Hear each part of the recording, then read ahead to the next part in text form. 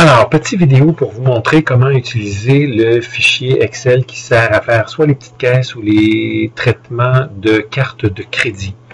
Alors, premièrement, on s'en va dans VPN, documents, bureau, comptabilité, et là-dedans, il y a un paquet de fichiers, puis je vais probablement faire le ménage pour que ce soit celui-là qui demeure le plus évident.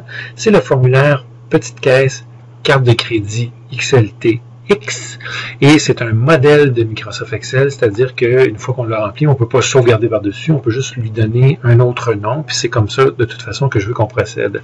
Alors, on démarre le fichier comme tel, et on fait face à un tableau dans lequel on va rentrer des factures.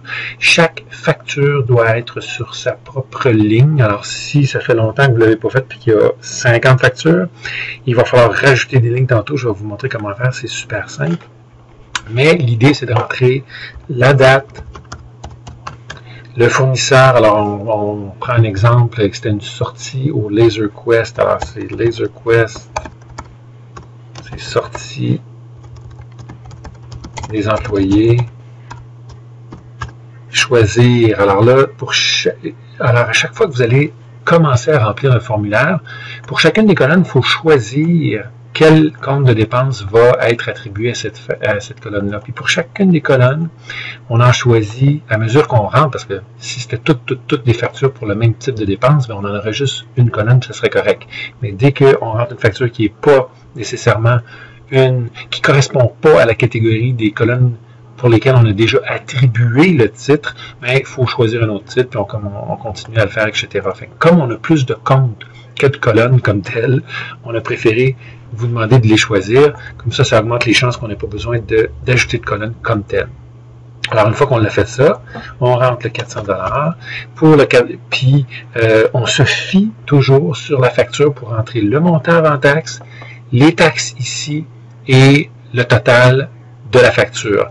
Là, pour l'instant, comme je suis en train de faire une simulation, je n'ai pas ces chiffres-là, puis de toute façon, je voulais vous montrer comment ça fonctionnait ici. C'est que si on a un montant qui inclut les taxes, ou un montant avant taxe, puis on veut savoir c'est quoi les taxes, on le rentre ici, puis ça nous fait le calcul des taxes automatiquement.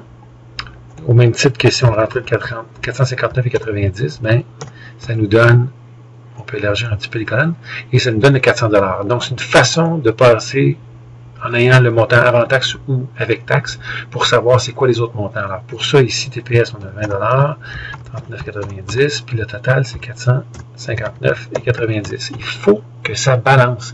Il ne peut pas avoir des trous là-dedans, sauf si, bien sûr, il n'y avait pas de taxe sur la facture ou des choses comme ça. Ça va? Je vais vous montrer un autre exemple pour le kilométrage. Alors, fournisseur, c'est kilométrage. Même qu'on n'a pas nécessairement besoin de l'écrire. La description, c'est la sortie au Laser Quest. Et là, on rentre ici le kilométrage, 250. Ça n'ajoute pas de montant dans cette colonne-là, mais ça va l'ajouter ici. Et le calcul du nombre de sous par kilomètre auquel on a le droit comme compensation se calcule tout seul de toute façon. Alors, il n'y a pas de problème avec ça. Alors, une fois qu'on a terminé, on a le total par colonne qui va se calculer, il y a le total des taxes qui va se calculer, puis il y a le total des remboursements qui comprend tous les montants dépensés plus les taxes additionnées là, plus le kilométrage fois son facteur pour déterminer combien on vous rembourse, et ça fait pour le grand total de, en ce cas-ci, 594,90.